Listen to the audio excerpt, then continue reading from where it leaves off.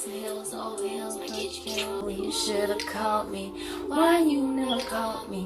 Why you never called me? Oh. I love that song.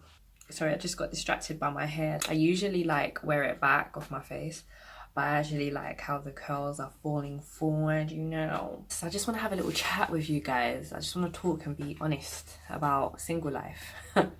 Single life is not easy. Sometimes you want to bae. You know, when you're single, you just want to cuddle up with somebody at night. You just want to, you know, it's not so much about the sex. It's just more about cuddling up and just being in a space with somebody who can, you know, make you feel comforted and all these things, right? But feeling comforted is not the aim of any relationship. It shouldn't be the aim of any relationship, if I'm honest. There's no need for us to lie to ourselves, okay?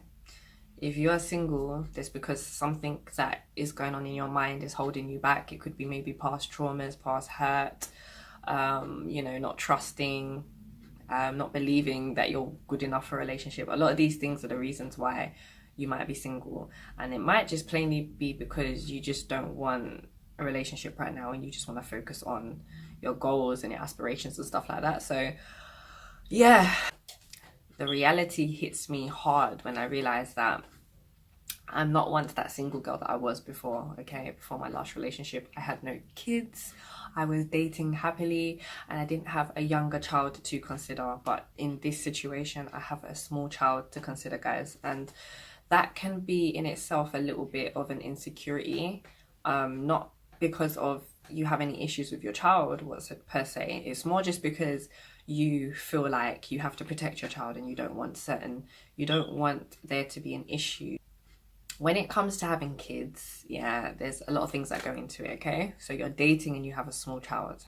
There's the fact that you won't have the time to date this person as often as, you know, you feel like it, because in the beginning you don't want to introduce your son or your daughter. It's important that this person knows that you have a child in your life, and that can in itself, for women who are newly single and, you know, first time with a kid and being single, it can be a bit, it's a bit of a soft spot for us, you know. Our children are our pride and joy, and we don't want anything to come into what you have with your child. Sometimes it's a thing where you want to keep them separate, but if you're dating seriously, eventually that the two would have to become one. But there's some reasons why I don't want a bae, okay? There are real reasons why I don't want a bae.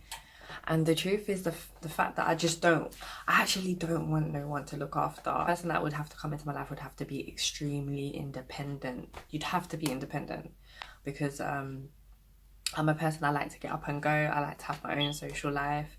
And that's something that I wasn't really like before. You know, I was a person who I would depend on that person to be my social life. They would be my best friend, my everything. And there's nothing wrong with that. Don't get me wrong. You know, if your partner is your best friend, I think you found your soulmate, and that's what I plan to find.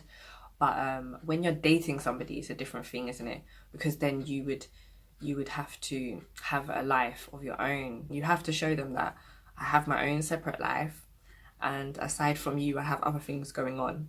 Because then it would set up healthy boundaries between you both. So that's something that I'm working on now. I'm trying to actually build a social life of my own that actually, with my no friends, is going to work somehow. That's going to be a huge challenge for me though. Just not going out and doing things alone. It's more the keeping it up and making it a regular thing, because I'm a homebody and my home is my sanctuary. I spend a lot of time decorating, guys. So I purchased this from Devs and EO.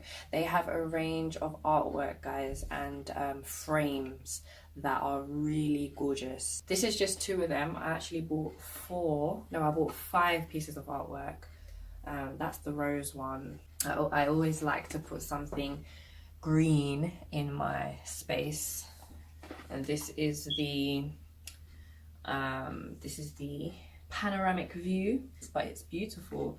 It's a train track, beautifully sculpted. I love the arches underneath the train track. I love the fact that there's smoke and atmospheric things going on, and then we have like the hills and the sky. Gorgeous frame, gorgeous photo. This is another one that I brought, so to help me cope with my anxiety. I try to stay present, so it says past, which is crossed out, future's crossed out, and then it's got present in the middle. So I think you guys know what that means. I also got some artwork for my little boy.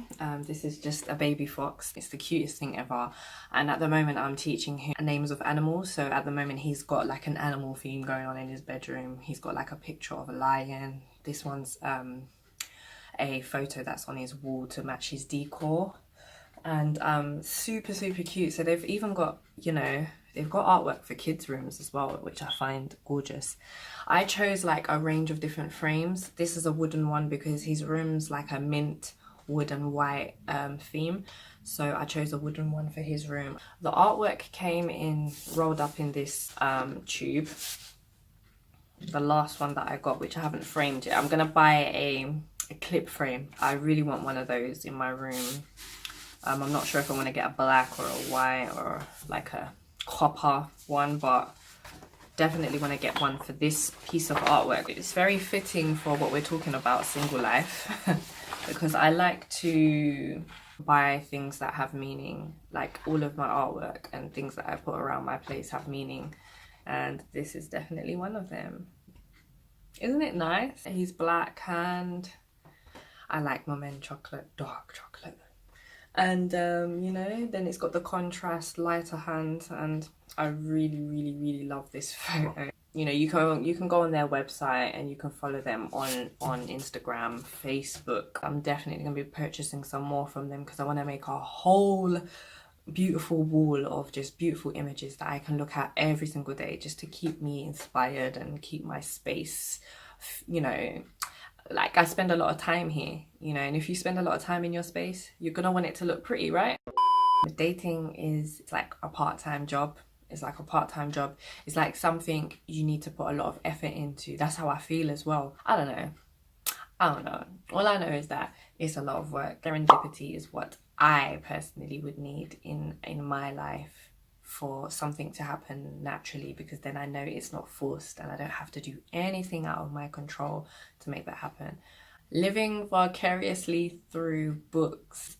Reading about love kind of replaces it sometimes, right? I have been reading this for the past 2 weeks and I'm about here, as you can see, where the page is folded. That's about halfway, okay?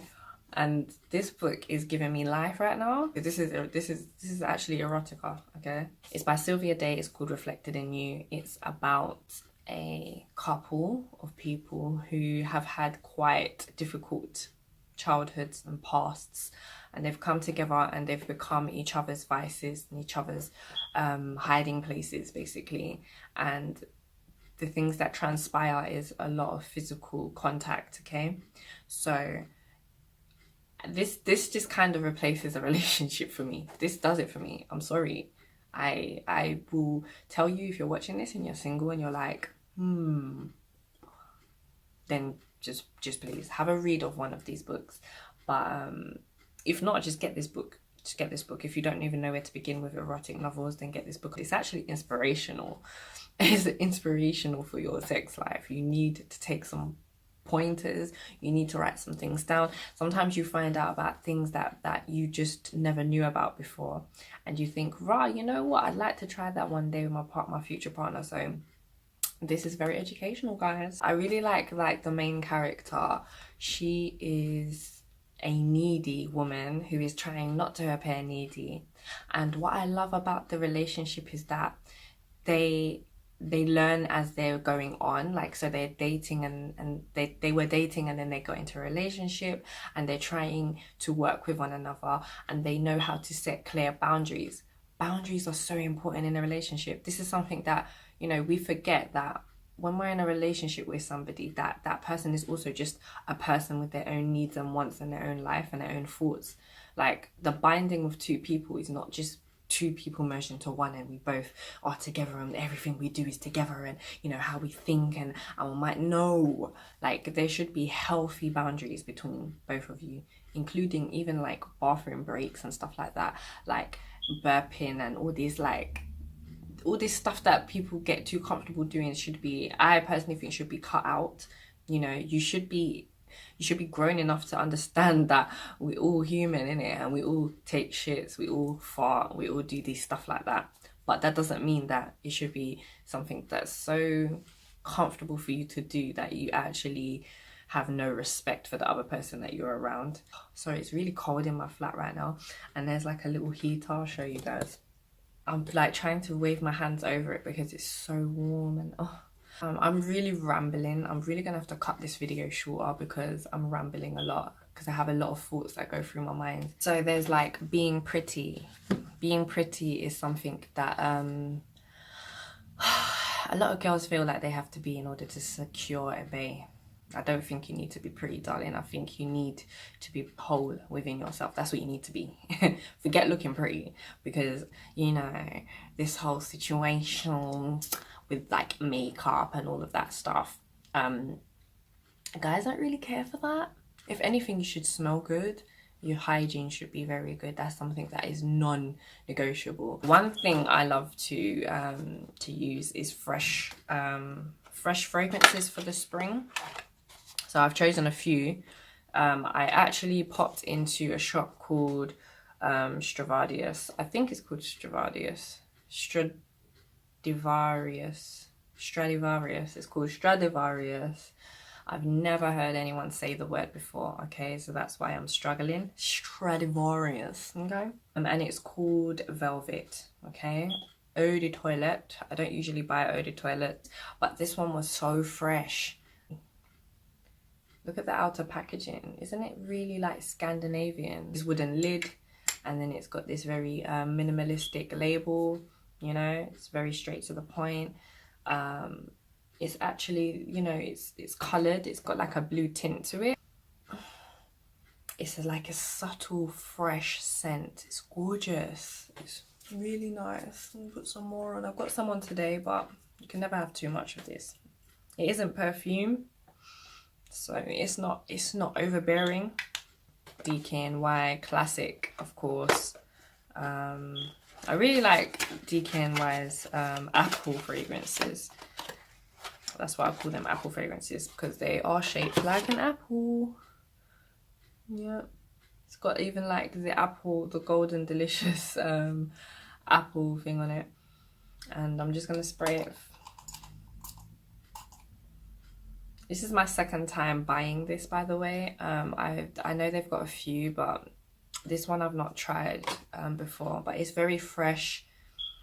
It's got like a very fruity scent. It's fruity and fresh. It's perfect for spring. Fragrances is something that you should always be focusing on, and personal hygiene, okay? But when it comes to makeup and stuff like that, do you really want to attract a guy based off of what you look like only? No. And that's what brings me to something that I've been thinking about a lot, which is meeting somebody on a train, meeting somebody, you know, somebody approaching me and being like, I like you. That to me raises all kinds of concerns in my head, because you're liking me because of something you've seen, because you don't know me. Physical attraction is definitely important, but it's not the be all and end all. So yeah, it would be ideal to meet somebody who, you know, you hit off with in an unexpected way, like more like in a setting like a study setting or work setting. I would rather somebody love me for what's in here, my personality, than love me for what I look like physically.